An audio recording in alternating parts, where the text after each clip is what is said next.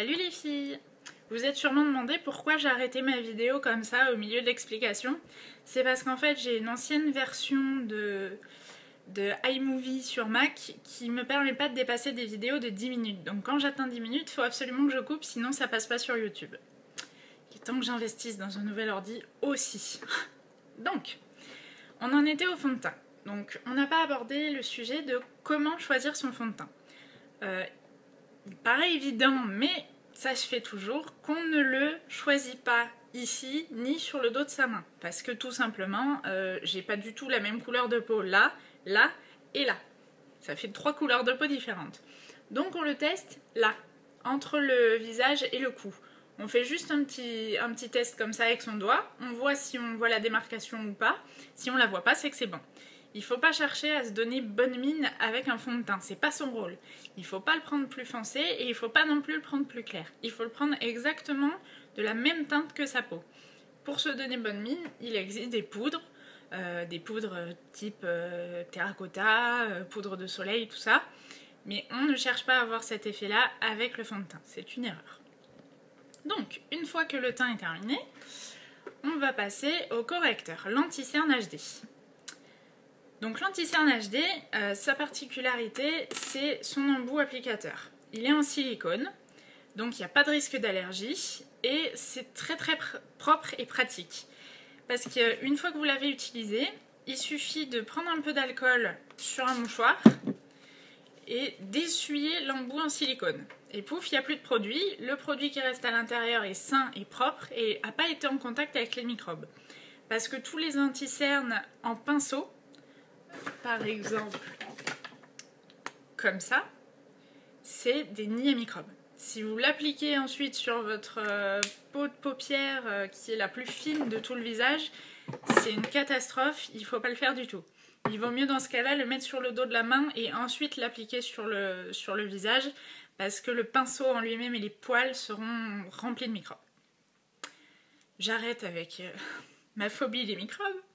Donc, oui, il est neuf, donc il faut l'amorcer.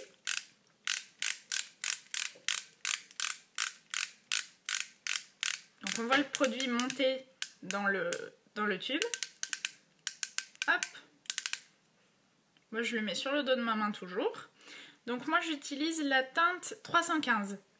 Donc vous pouvez voir à côté du fond de teint que l'anti-cerne est plus clair, c'est fait exprès.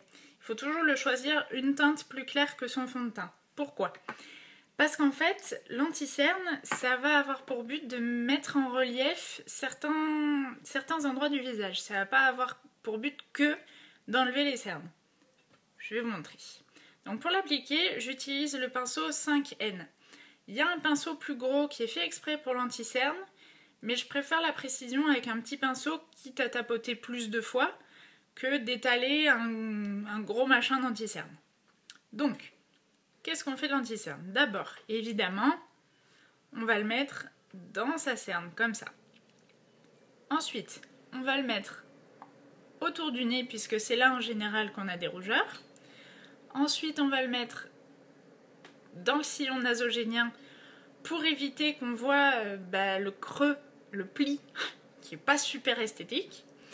On va le mettre aussi sur sa tempe pour agrandir le regard. Évidemment, on n'oublie pas le dessus de l'œil. Quand on a un petit front et qu'on veut l'agrandir un peu, on peut en mettre aussi sur le front. On peut en mettre également sur le menton si on n'a pas un menton très prononcé. Et sur le nez si on a un nez fin. Bon, moi c'est pas mon cas, j'ai un visage normal, donc j'ai pas besoin de mettre en relief. Évidemment, vous faites pas ça chez vous, hein. Vous tartinez pas des traits de partout. Dès que vous mettez un trait quelque part, hop, vous l'estompez au doigt. Moi, c'était pour vous montrer les endroits où on l'applique. Donc une fois que vous l'avez mis au pinceau comme ça, avec la pulpe de votre doigt, vous allez venir tapoter l'anti-cerne pour le faire fondre avec votre fond de teint. Hop. Il ne faut pas oublier le dessus de la paupière parce que souvent on a plein de petits vaisseaux, la paupière n'est pas unifiée, au moins ça permet d'avoir un regard uni, tout simplement. Donc, pourquoi on l'a mis aussi sur la tempe? en fait ça va unifier et agrandir le regard vers l'extérieur. C'est important de le faire parce que vraiment on voit le résultat. Donc autour du nez, moi j'ai plein de petites rougeurs, sur le nez aussi d'ailleurs, je pourrais en rajouter.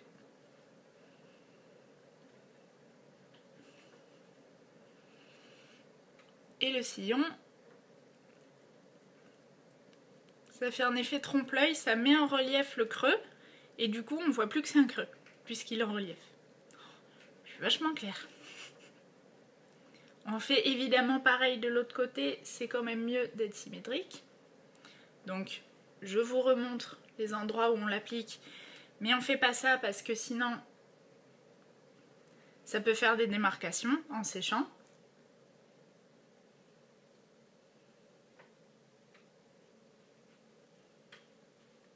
Hop, je tapote partout.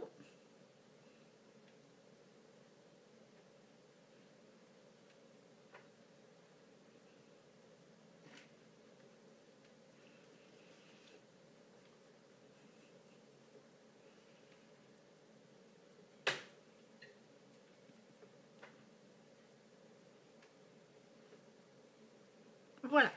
Ensuite, vous voyez que ma tache de naissance se voit encore un peu.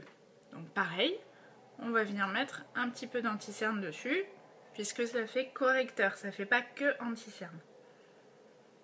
Et pouf, ça va mieux. Donc la deuxième partie de mon teint HD unifié est terminée. On peut passer à la troisième partie qui sera la phase sublimée. Je coupe mes vidéos là. À bientôt pour la troisième.